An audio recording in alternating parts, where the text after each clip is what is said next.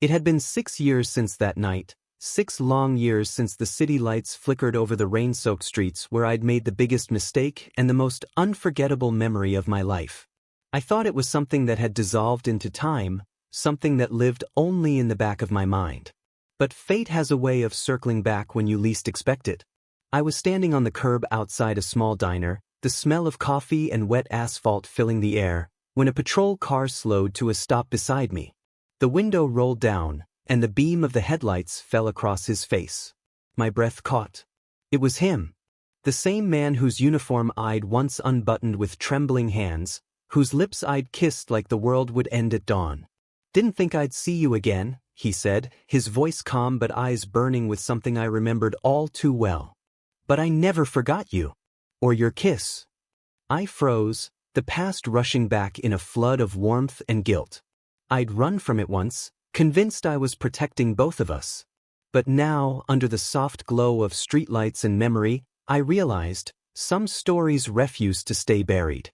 Before I tell you what happened when he stepped out of that car and walked toward me, make sure you hit subscribe, like this video, and turn on notifications. Because once you hear what came next, you'll understand that some connections survive time, distance, and even silence itself.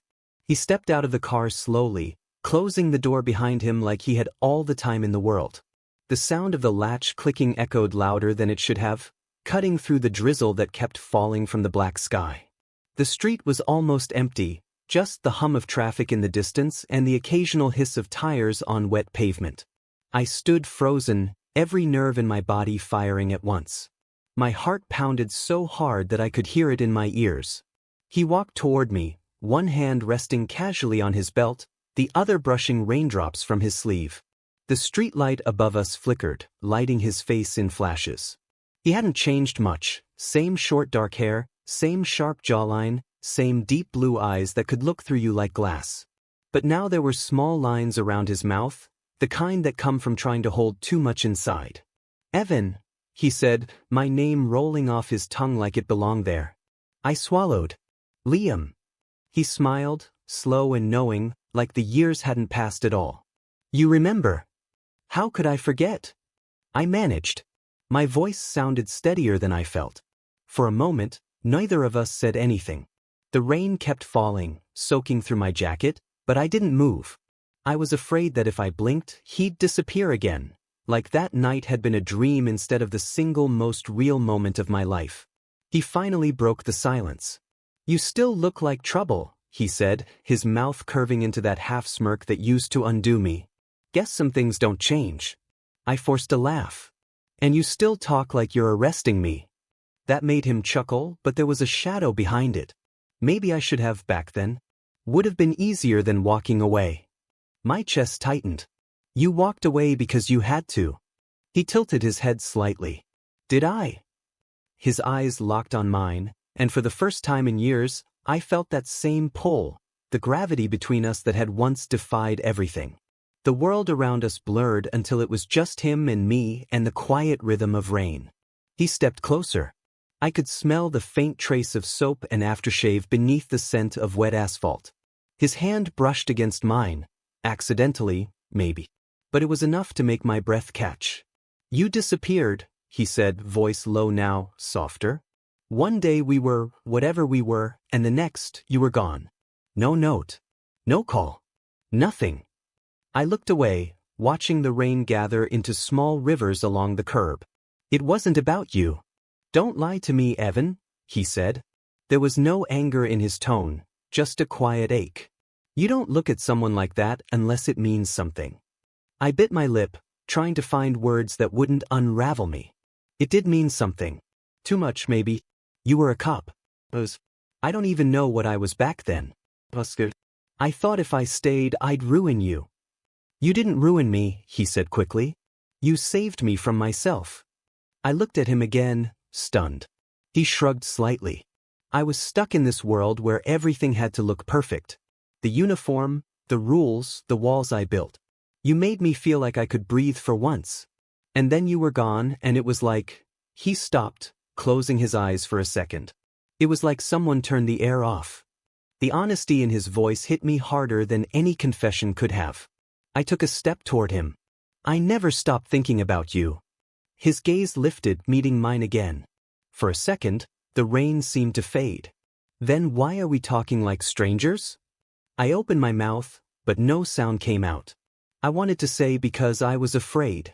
I wanted to tell him that every time I saw a police car after that night, my heart raced, not from guilt, but from missing him so badly it hurt. But before I could say anything, a flash of lightning tore across the sky, lighting the whole street. He reached out instinctively, grabbing my arm and pulling me closer under the small overhang of the diner's awning. The movement was sudden, natural, like muscle memory. I could feel his heartbeat against my chest. His hand stayed on my arm longer than it needed to. We both looked at each other, faces inches apart. The sound of the rain filled the space between us. 6 years, he said softly. 6 years, and I still remember the way you taste. I didn't breathe. My mind screamed to look away, but my body didn't move. Every inch of me wanted to close the distance, to erase those years in one impossible moment. Instead, I whispered, "Then why did you stop me that night?" He smiled faintly. "Because if I didn't, I wouldn't have been able to let you go." The words hit deep, echoing through the silence that followed. The rain slowed, turning into a soft drizzle. I wanted to ask him what came next. If he was here to find closure, or something else entirely. But before I could, his radio crackled faintly from his belt, breaking the moment like glass. He sighed, stepping back slightly, though his hand brushed against mine once more before dropping. "Some things don't go away, Evan," he said quietly. "You can run from the past, but it always knows where to find you." He turned to go back to his car, leaving me standing under the awning, my heart still racing. But just before he reached the door, he stopped and looked over his shoulder. "Tomorrow," he said. "Same place. Don't disappear this time." And before I could answer, he was gone, his taillights fading into the wet night, leaving me with only one thought echoing in my mind. Was I ready to face the man I'd never truly let go? I didn't sleep that night. Every time I closed my eyes, I saw Liam standing in the rain, the flash of lightning cutting across his face, the way his hand felt when it brushed against mine. 6 years had passed, but the memory of that touch had never really left me. It was like something buried deep inside me had just been pulled back to the surface, raw, alive, and dangerous. By morning, the sky had cleared. The streets outside my apartment glistened with leftover rain, and everything smelled fresh, like the world had been washed clean. I wasn't sure if I felt the same. I made coffee, but it tasted like nothing. My mind was too full of him. His voice. His eyes. The way he said my name like it was both a question and a promise. All morning I tried to convince myself not to go. To ignore what he said. Tomorrow, same place. It sounded like something from a movie, like he was giving me a chance to rewrite an ending I'd ruined. But this wasn't a movie. This was real life, and real life had consequences. By noon, I gave up pretending. I found myself standing in front of the same diner again, hands shoved into my jacket pockets, heart thudding hard enough to make me dizzy. The world around me moved as usual, people walking by, cars honking, but I felt like I was suspended in another dimension, waiting for him to step into it. He did. The patrol car pulled up to the curb, but this time, he wasn't in uniform. He wore jeans and a gray t-shirt that clung just enough to his chest to make me remember things I shouldn't. He smiled when he saw me, and for a second, I forgot how to breathe. "I wasn't sure you'd come," he said. I shrugged, trying to act casual. "I wasn't sure either." He laughed lightly. "Still terrible at hiding how you feel." "I've improved a little." He shook his head. "No, you haven't." Then he nodded toward the diner. "Coffee." We went inside. The bell above the door jingled softly, and the smell of freshly baked pie filled the air. We slid into a booth near the window, and for a moment, it felt almost normal, like two old friends catching up after years apart. But under the surface, everything was electric. His knee brushed mine under the table. I felt it like a spark. "So," he said after a pause, "what have you been doing all these years?" "Trying to disappear," I admitted. "Working, moving, pretending I don't think about you every time it rains." He smiled faintly. You always did talk like a poet. I don't mean to, I said. It just slips out. He stirred his coffee, eyes dropping to the swirling dark liquid.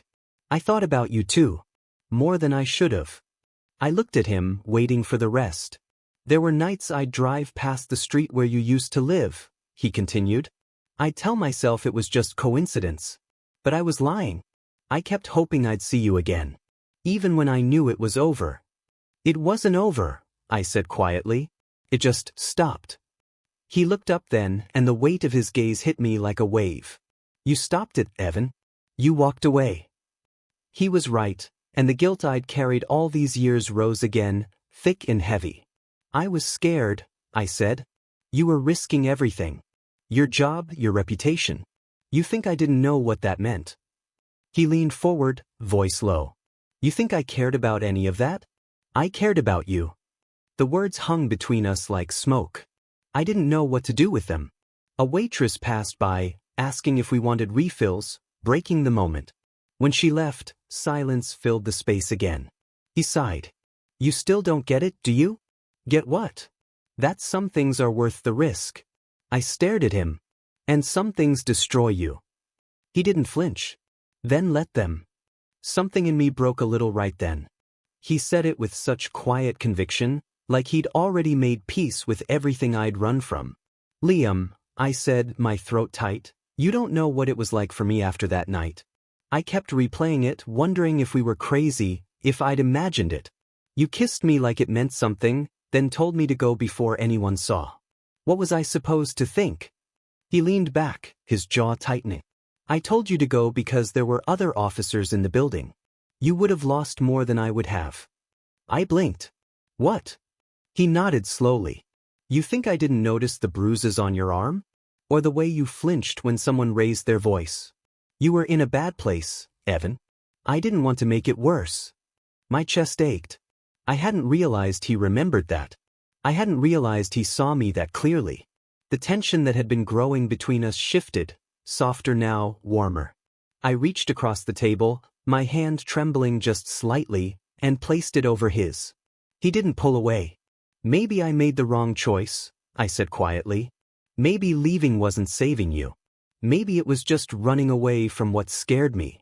He turned his hand over, his fingers sliding against mine. Then maybe it's time you stopped running. Outside, clouds began to gather again, the light dimming as thunder rolled in the distance. It felt poetic, like the universe was replaying that night, giving us a second chance to finish what we started. He smiled, eyes soft now. Rain again. Seems like it follows us, I said. Or maybe it's trying to remind us, he said, his thumb brushing my wrist, that we still have unfinished business. I swallowed hard. Do we? Only one way to find out. He stood, tossing a few bills on the table, and nodded toward the door. I followed him outside, my pulse racing. The first drops of rain began to fall, cool and steady. He turned to face me under the gray sky, his expression unreadable. Tell me to go, he said. If you don't want this, if you've moved on, just say it, and I'll walk away for good. I couldn't, because even after all this time, all the silence and fear, I still felt it, the pull, the connection, the thing that never really ended. So instead of speaking, I stepped closer and whispered, don't. He didn't. And when his hand found the back of my neck, pulling me toward him, I realized that some storms aren't meant to be avoided, they're meant to be survived together. The kiss wasn't planned. It wasn't gentle either. It was desperate, the kind that carried 6 years of what-ifs and sleepless nights. The rain fell harder now, soaking us both, but neither of us cared. His lips tasted the same. A little coffee, a little rain, and everything I'd been starving for. When we finally broke apart, we were both breathless. He pressed his forehead against mine, his hands still at the back of my neck. Tell me this isn't a mistake, he whispered. I looked at him, heart pounding. If it is, then I've been making the same one for 6 years. That made him smile, but there was something else in his eyes too, fear. The kind that comes from remembering what it cost the last time. We stood there under the storm for a long moment before he took my hand. Come on, he said softly. You'll catch a cold. He led me to his car, and we sat in silence as he started the engine. The hum of the heater filled the space between us. I glanced at him. His uniform was gone, but the discipline, the way he carried himself, was still there. Years of control, of doing everything by the book. Yet tonight I could tell that book was about to burn. "Where are we going?" I asked.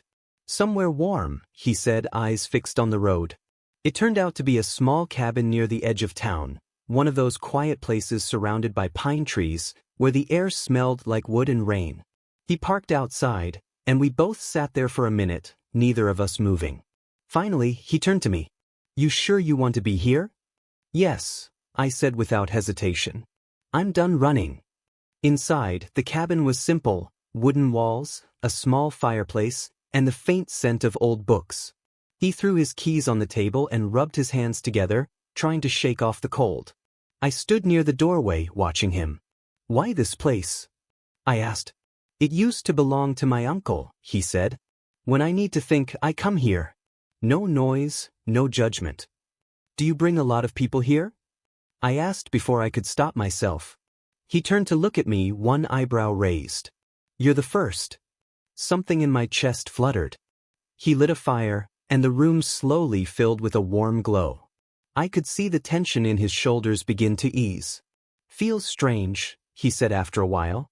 "Having you here again. Like time folded in on itself." I smiled faintly. Maybe it's giving us a second chance. He sat on the edge of the couch, gesturing for me to sit beside him. Or maybe it's testing us. I hesitated, then walked over and sat down. The firelight danced across his face, highlighting the sharp lines of his jaw and the softness in his eyes.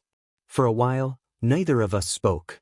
"Do you ever think about what would have happened if I hadn't walked away?" I asked quietly. He exhaled. "Every day." I looked at him, searching for some trace of bitterness, but there was none. Only honesty. He continued, voice low. "I told myself it was for the best. That you deserved someone who didn't have to hide. But I never stopped wondering what it would have been like if we just stayed." "I thought you'd forgotten me," I said. "That night, you didn't say anything. You just let me leave." He shook his head. "You didn't see what I saw after you walked out. My partner came back early. If he'd seen us together, it would have been the end of my career. I panicked. I thought if I stayed away, I'd protect you from all that. I swallowed hard. And instead, we both ended up alone." "Maybe that's how it had to be," he said softly. "Maybe we needed to find out who we were before we could find each other again." His words lingered in the air, as steady as the crackle of the fire. I looked at him, really looked, and saw the years between us for what they were. Time hadn't erased the connection.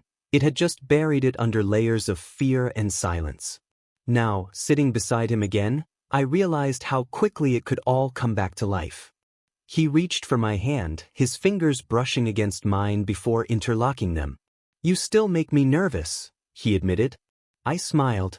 "But you used to make me nervous too." He laughed quietly, the sound warm and familiar. "Guess that makes us even." The rain outside softened into a whisper, and for a while, we just sat there, holding hands, saying nothing. The kind of silence that wasn't empty, it was full of everything we didn't need words for. Eventually, he turned to face me. "Evan, there's something you should know." My chest tightened. "What is it?"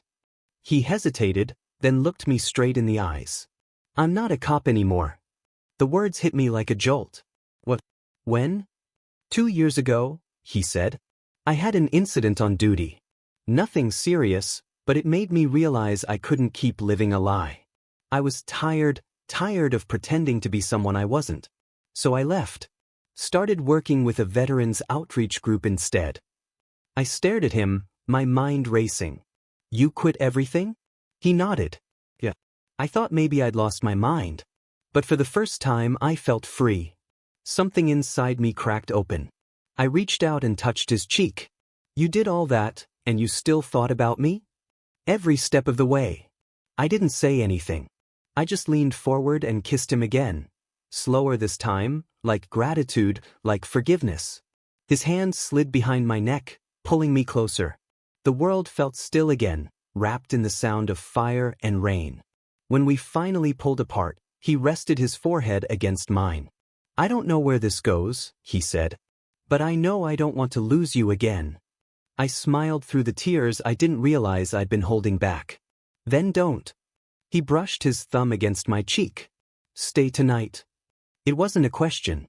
It was a request, soft, careful, and full of everything we'd never said out loud.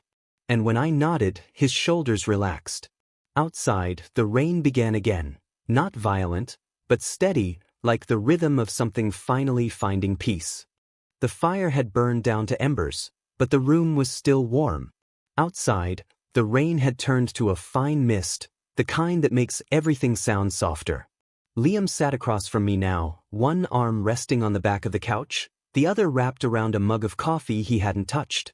His eyes were on me, but not in the way they used to be when we were younger. This time, it was quieter, steadier, like he was seeing me for who I'd finally become. "I used to imagine this," he said, his voice low. "You sitting right there, me trying to figure out what to say first. And now that it's happening, I've got nothing." I smiled faintly. "Guess we're both out of practice." He laughed softly, but there was tension behind it. "You think we can really do this? Pick up after all these years?" "I don't know," I admitted. "But I do know I'm tired of wondering what would have happened if we tried." He nodded slowly, his gaze drifting toward the firelight. "You know what's funny? For years, I told myself I didn't believe in second chances. I thought people only got one shot to make something right, and if they screwed it up, that was it. But then you walked back into my life, and suddenly, I'm not so sure anymore." His words hit me in a way I didn't expect. "Maybe second chances aren't something we're given," I said quietly. "Maybe there's something we choose." He looked at me again, the faintest smile tugging at the corner of his mouth. "That sounds like something you'd say." I shrugged. "You always like that about me." He leaned forward slightly, elbows on his knees. "You're right. I did. Still do." The air between us thickened again, the kind of silence that hums with possibility. I could feel it building, that magnetic pull that had once terrified me and thrilled me all at once. The firelight flickered across his face, tracing the faint scars near his temple, the ones I'd never noticed before. "What happened there?" I asked, nodding toward them. He touched his temple absently. "Car accident 2 years ago. Right before I quit the force. Nothing major, but it made me rethink everything. Life's too short to keep pretending you're fine when you're not." I felt something tighten in my chest. "You could have died."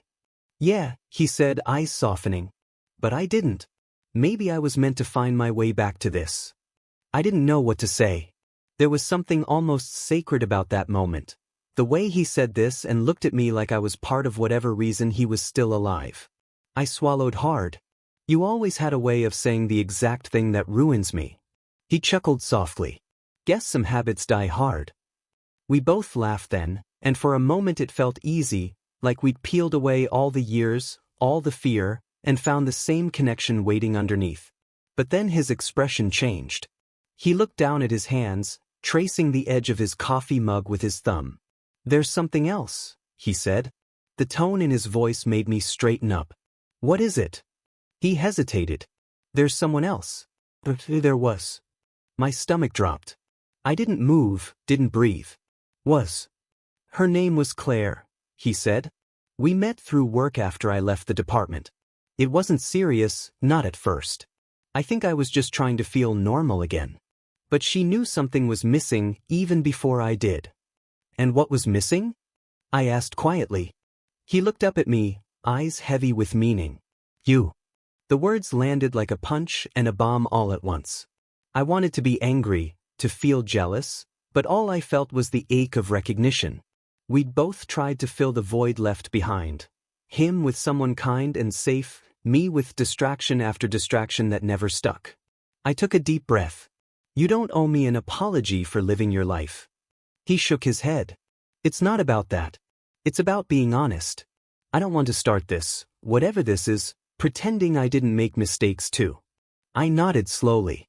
"Then let's not pretend about anything." That made him smile, a real one this time. Deal. He got up and moved toward the small window, watching the mist outside. When I saw you again standing in the rain, I thought maybe I was imagining it. Like my brain was playing tricks on me. I stood too, walking over until I was beside him. You weren't imagining it.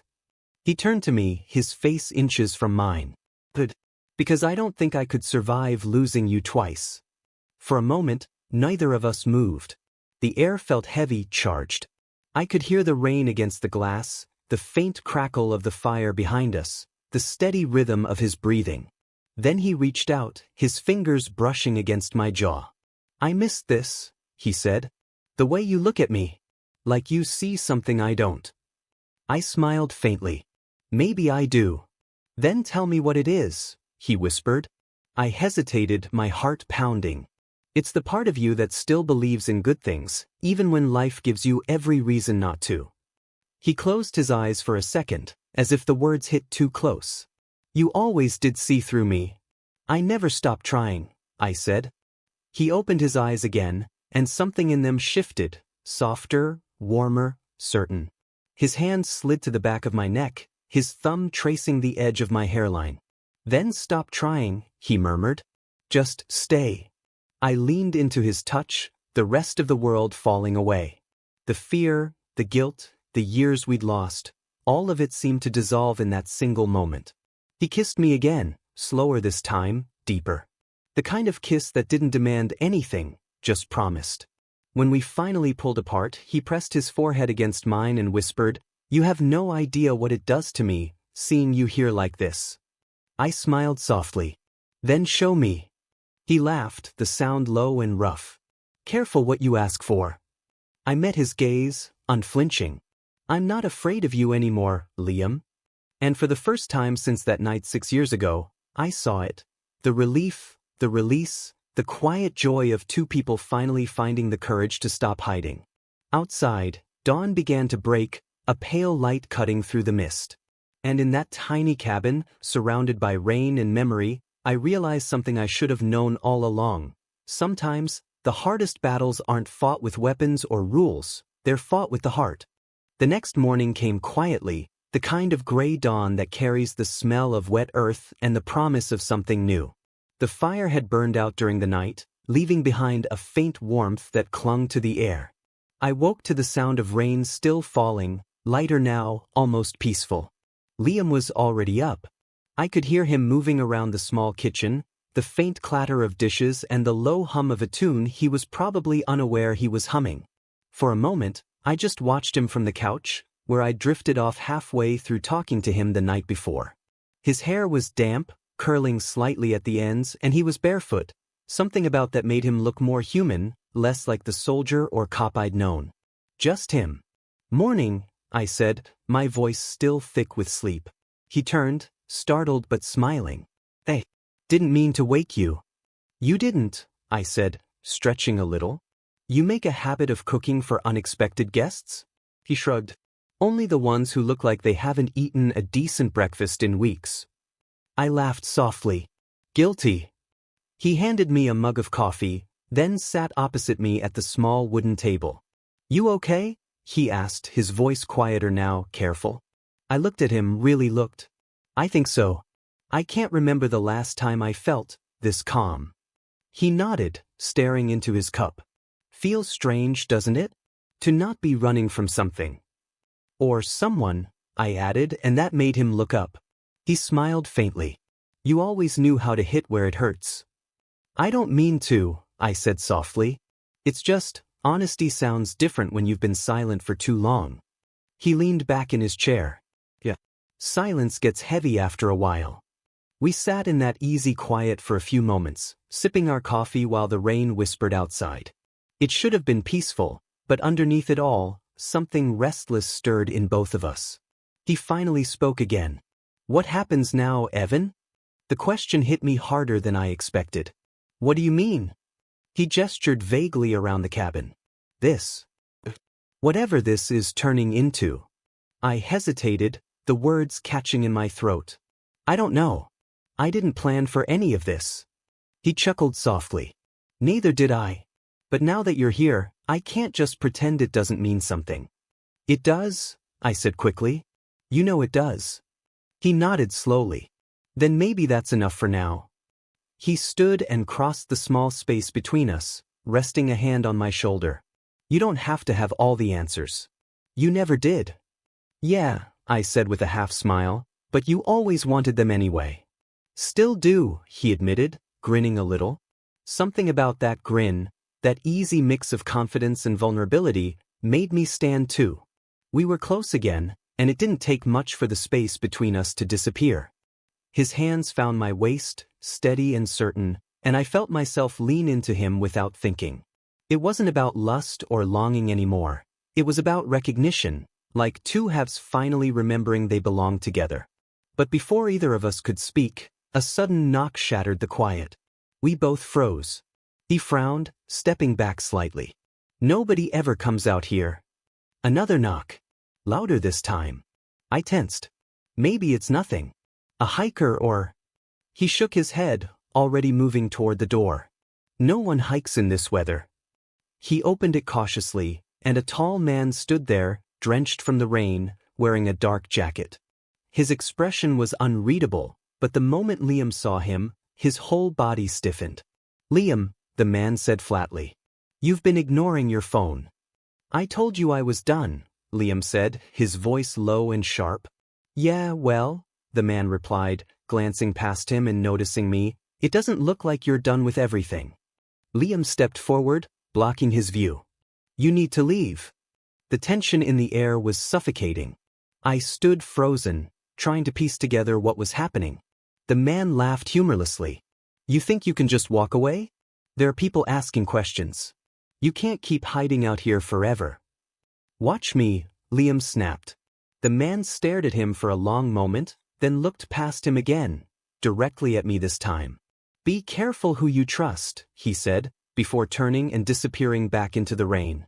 Liam slammed the door shut, his shoulders tight, his jaw clenched. What the hell was that? I asked, my heart racing. He turned toward me, running a hand through his hair. It's nothing. Just someone from the department. He doesn't matter. Doesn't matter? I repeated, incredulous. He just showed up here in the middle of nowhere, and you're telling me it's nothing? He sighed heavily. I didn't tell you everything. Apparently not. He paced the small room, clearly wrestling with himself. Finally, he stopped and looked at me. After I left the force, there were questions about a case I worked on. A messy one. Someone got hurt, someone important. I wasn't involved, but let's just say walking away didn't make me many friends. I stared at him. So you've been hiding?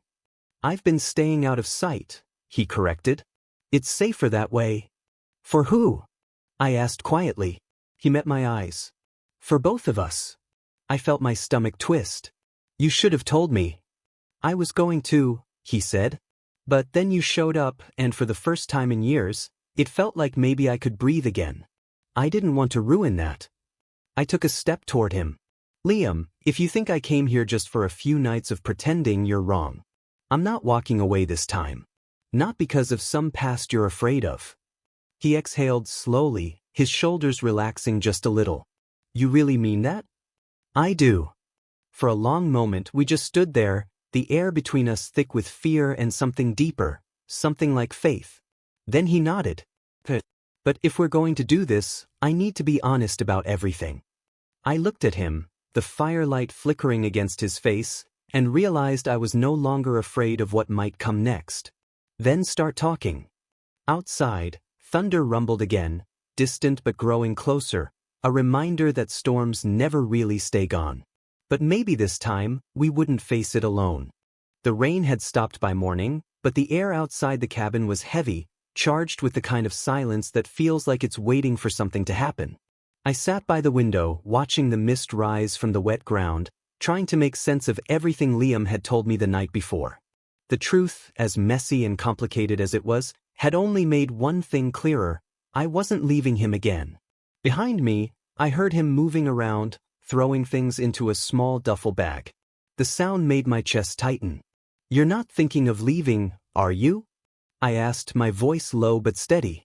He stopped and turned to look at me. His face was calm, but his eyes betrayed the storm beneath. They know where I am now, Evan. If I stay, I put you in danger. I stood up. You can't just run again. Not this time. I'm not running, he said, his voice quiet but firm. I'm keeping you safe. I took a step closer, closing the distance between us. You've been doing that for years, Liam, protecting everyone but yourself. But that's not living. That's surviving. He looked away, jaw tightening. Maybe that's all I know how to do. I shook my head. Then let me teach you how to stay. He exhaled, his shoulders slumping as if the weight of every decision he'd ever made was pressing down at once. You don't understand what these people are capable of. Maybe not, I said softly. But I understand you. And I know that every time you walk away, a part of you dies. He stared at me, eyes glinting in the pale light. For a long moment, neither of us moved. Then he dropped the bag to the floor and sat down heavily on the couch, his head in his hands. You make it sound so easy. It's not, I said, sitting beside him. But it's real. And that's worth something. He looked up, meeting my eyes, and for the first time, I saw the fear behind his strength. Not fear of what might happen, but fear of being loved enough that he had something to lose again. Evan, he began, his voice cracking slightly. Don't, I said gently. Don't talk yourself out of this. Out of us. He smiled faintly, that small, broken smile I'd always remembered. You always were the brave one. No, I whispered. I was just too stupid to let go. He laughed softly, the sound low and tender. I don't deserve you. I took his hand. That's not your choice to make. We sat there in silence, our fingers intertwined, the morning light slowly spilling into the room. The storm outside had passed, but I could still feel the echoes of it between us. All the things we'd weathered separately, now finally colliding into something neither of us could escape. After a while, he spoke again. You remember that night, 6 years ago, when I said goodbye without actually saying it? How could I forget? I said. You walked me to my car, said you'd call, and then disappeared. He nodded slowly. I almost did call. 100 times. But every time I picked up the phone, I froze. I thought, maybe you'd moved on. Maybe you were better off not knowing what I'd become. I squeezed his hand. You were wrong. I know, he said. And I hate that it took me this long to admit it. Then don't waste more time. He looked at me then, really looked, and something in his expression shifted. The fear gave way to something softer, something like surrender. He leaned in, and before I knew it, his lips were on mine. It wasn't desperate like before, it was deliberate, certain. A promise. When we broke apart, his forehead rested against mine, and I could feel his breath, warm and unsteady. If I stay, he whispered, things might get ugly. Then let them, I said. We'll face it together. He smiled against my skin. You have no idea how much I've missed hearing you say things like that. I grinned. Then stay long enough to hear me say them again. The rest of the day passed quietly. We packed up the few things he wanted to keep, got rid of what he didn't. Every small action felt symbolic, like clearing away the ghosts of all the years we'd lost. By evening, the sky had turned gold and violet.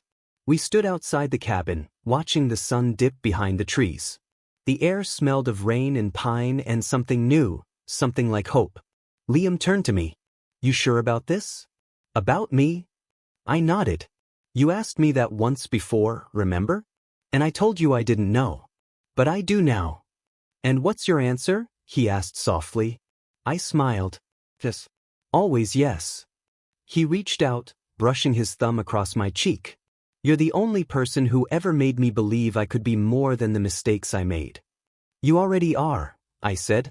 You just needed someone to remind you. For a long moment, we stood there in the fading light, no words, just the rhythm of our breathing and the quiet hum of the forest around us. And in that stillness, I realized something. Love doesn't always arrive like lightning. Sometimes, it's a storm that passes and leaves behind something stronger, clearer, and more alive than before.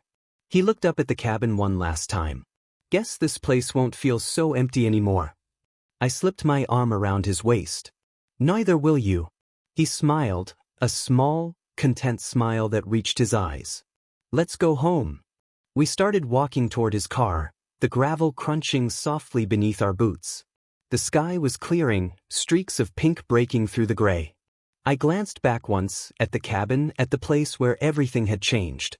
And as we drove down the narrow road, leaving the mist behind, I realized that maybe, just maybe, love wasn't about timing or perfection. It was about choosing someone, again and again, even when it scared you. Liam reached over, his hand finding mine on the gearshift. He didn't say anything, and he didn't have to. The way his fingers tightened around mine said it all. After years of silence, we finally found our way back. Not to where we were, but to where we were meant to be. And this time, neither of us looked back.